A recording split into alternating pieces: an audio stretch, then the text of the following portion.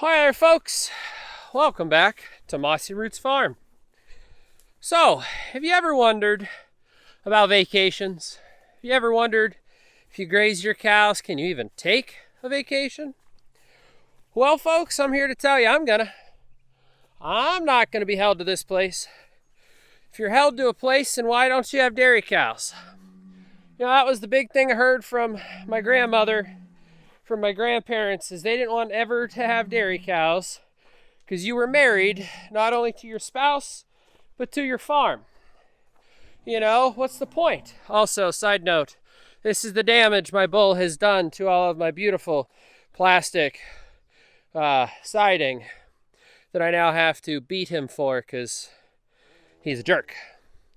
But, so why not go on vacations? What's holding you back?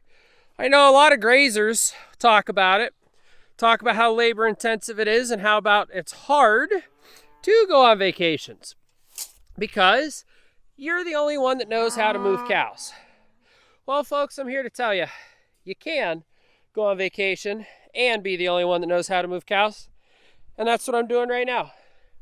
I got a round bale and another round bale. If they only eat these round bales, that lasts them 6 days, and I'm only going to be gone for 3. They're also eating all the grass because I kept them out of this section. There's also poop from the barn, but they're eating all the grass so that they also can eat the round bales. So technically, I could probably get 7 or 8 days out of this if I made them eat all of this all the way down and the round bales. But there's no reason, folks, you can't go on vacation. Why can't I put a couple round bales down like I just did and just leave my cows out here? You know, I got a good quality water source. I got a spring here, you know, so why can't I go on vacation? Now, I'm not going to say I'm not going to have anyone come check on these guys. My grandmother is going to check on these guys. But you know what she's going to do? Okay, yep, there's this many cows and none of them are dead. Cool. Because that's all she has to do, folks. Now, yes, I'm reinforcing some of this fence because I don't trust some of this fence being the way it is and me being gone several hours away. So I am going through and reinforcing some of it. And I'm using my metal T-posts, my metal pigtails, because I really like those. Again, just to reinforce, make sure there's no stupid cow accidents, make sure neighbors aren't calling me as I'm in another state or country or county or wherever you may be on your vacation. So as long as they got good solid water and as long as they have good stable food, why can't you go somewhere for a week, a month, a year? You know, now, okay, fine, you may not want to put enough round bales out for a year and be gone for a whole year, but why can't you? So that's something that I'm doing. The only other things I have to consider is like, okay, what's some emergency plans, right? So let's take my grandmother, for example. Who can my grandmother call if a cow is out? Who can my grandmother call if they're out of water? What can she do if they are out of water? So those are some of the things to consider. Now, I'm using my grandmother in this scenario because I don't have anybody else, but this could be a kid, a neighbor, an aunt, an uncle, whoever you guys have watching over your farm. So why can't you have them show up twice a day, make sure cows have food, water, and they are where they belong, and then drive away? Or once a day if you have enough supply of things. I just don't happen to do that, so. But, oh look, I already got some metal posts up here, so I don't have to worry about those. Although this fence is down, so see, here's another thing you should do before you go on vacation, folks. Check your fence. This fence looks like it's down over here. In fact, I know it's down. So I gotta go figure out what's up with that.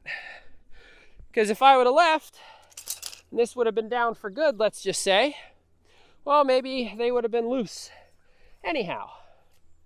So that's something else that I would say that you guys should do is check your fence before you go. One thing I'm gonna do is I'm gonna actually disconnect some of my fence. So with the weeds or grass or whatever growing really tall right now, and a lot of my farm looking like a hay field, as you can see in the background here, I want to make sure that there is as little on my fence as possible, and I'm not going to have time to weed whack my fence, so I'm just going to disconnect some of it. Honestly, it looks like it's okay, folks. It looks like it may have just popped out, so that's interesting. Put that back where it belongs. Oh, I may need 2 hands here. Let's see. Ow. Hey, there we go. But I'll disconnect it. And the reason I want to do that is so that all of this weed pressure on my fence right here, if I have half of my fence like this, it's going to drop my kilovolts, it's going to drop my joules, so that if these guys do touch a fence, they don't get as hard of a zap. And now some of you may be like, well, that's just not very nice. It's like, well, if you're 3 hours away, 6 hours away, if you're 5,000 miles away, it'd be really difficult for you to come and chase cows at your property. Especially if you're having your grandmother watch your cows for you. So always do stuff like that, folks. I'm gonna disconnect up here, I think. I'm gonna disconnect the one that goes back there. And I know a lot of farmers actually do this anyways. If they have big tracts or big farms in areas, they will actually go out and disconnect anyhow, because there's no point in having on. Like if I was gonna go graze the neighbors and I set up fence, there's no point in having it on if my cows are not going to be back there. So what's it matter, right? Also, that's why I like a lot of this permanent fencing, because I don't have to worry about it. These T-posts, I know my cows are not going to be able to rub on the post and snap the post in half and start arcing everything out because it's snapped in half. So I don't have to worry about that. Ow, my thumb is trapped in my post and this is hurting me. And I'm not smart enough to figure it out, I guess. It's like a Chinese thumb trap. This is fun.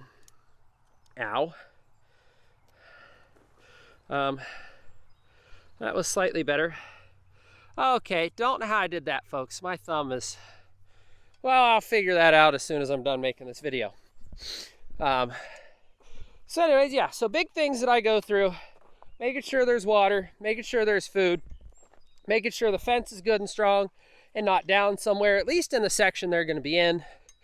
And who's to say, now yes, this is right behind my barn, but who's to say I couldn't set this up right up at my house, right next to the window, so that if someone does live at home with you, like an aunt or an uncle or a grandparent, they can just look out the bathroom window and see cows getting water. You know, I could set this up all up there. So literally someone could come in my house, take care of any house pets I may have, and they can look out the back window and know, okay, I got this many cows, and there is this much round bale left, and there's this much water left in the trough. So you guys could do something like that too. Something else you guys could do, and I'm sure 99.9% of you are not watching this video at this point, is have a local 4-H kid come watch your animals. If you got a kid that already does beef cows, that already does hogs, that already does chickens, they know how to take care of them. Maybe not up to your specifications, but they could at least say, hey, this doesn't have food and I know this needs food, you know? So there's things like that to consider, folks, but I guess this very long-winded, really drawn-out video can be summed up in a few sentences.